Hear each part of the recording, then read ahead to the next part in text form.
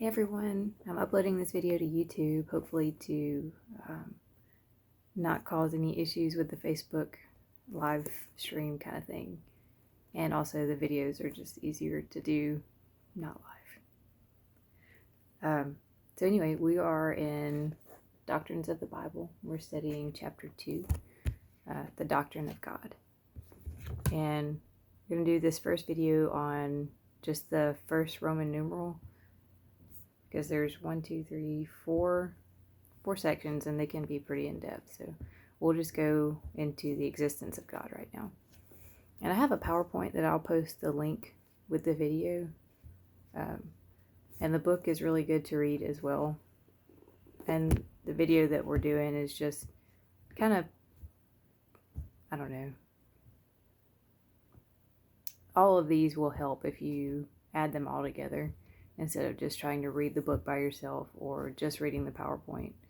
The video kind of just pulls it all together, I think. And I'll do my very best with it. So here we go. The existence of God. We're going to talk about his existence affirmed, his existence proven, from the arguments of creation, design, man's nature, history, and from universal belief. And we'll talk about his existence denied. And on the first point, his existence affirmed, I was thinking about what first caused me to believe in God.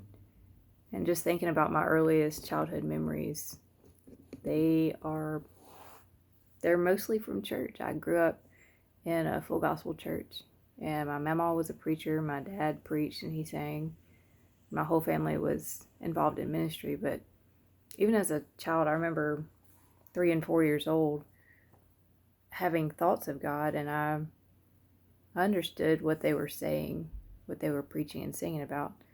But even if you think about it right now, those things do not convince you that God exists.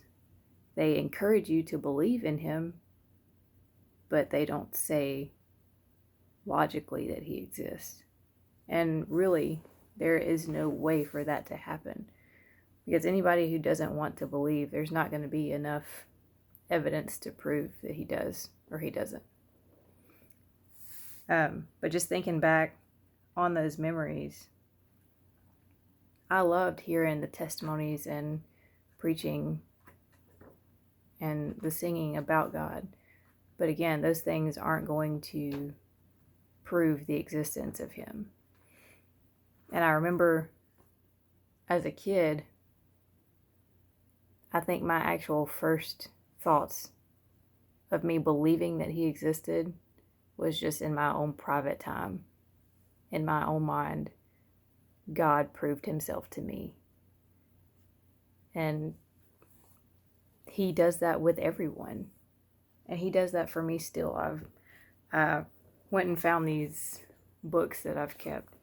And they're journals, prayer journals, that I've kept since I was 20, and I'm 27 now. When I moved to Mississippi, I was saved before that, but some of you know my testimony. But I've had some family issues, and it was a pretty hard time that first year that I moved to Mississippi. And I rededicated my life to the Lord at that point. And I started these prayer journals.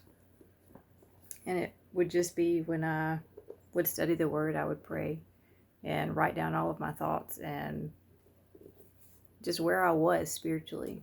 And I was real and completely honest with God. And these books, you can see it's filled. They're all filled with prayers. And if I were to look back, I can see how God revealed himself to me in those times. Here's some more. Completely filled. And I've got 2 more just like it. Working on a 5th, where God has revealed himself to me. Through my prayers, through his word, he's answered me. And he will do that for you. God is not someone that is far away. He's just as far as a prayer. That's it. And it's not going to take logical proof It's not going to take infinite amount of studies. You can know God right now.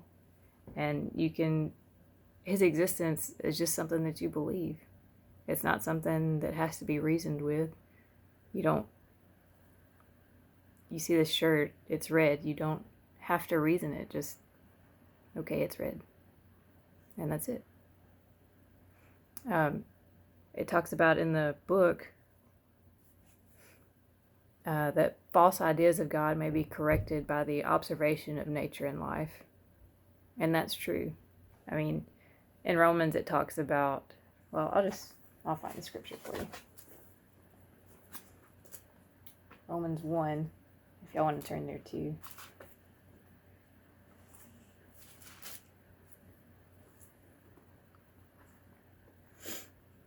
Let's see. Chapter 1, verse 19. For what can be known about God is plain to them, because God has shown it to them. For his invisible attributes, namely his eternal power and divine nature, have been clearly perceived ever since the creation of the world in the things that have been made. So they're without excuse. And nature tells you of God. You don't have to.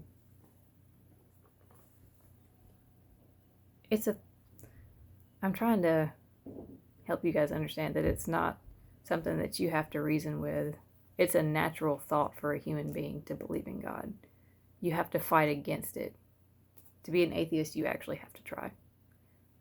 And it brings so much peace to just believe in the natural way of things. Believe in God. He will help you. He wants you to believe in him. He wants you to have a relationship with him. And we'll stop there, and I will resume on the next point in the next video.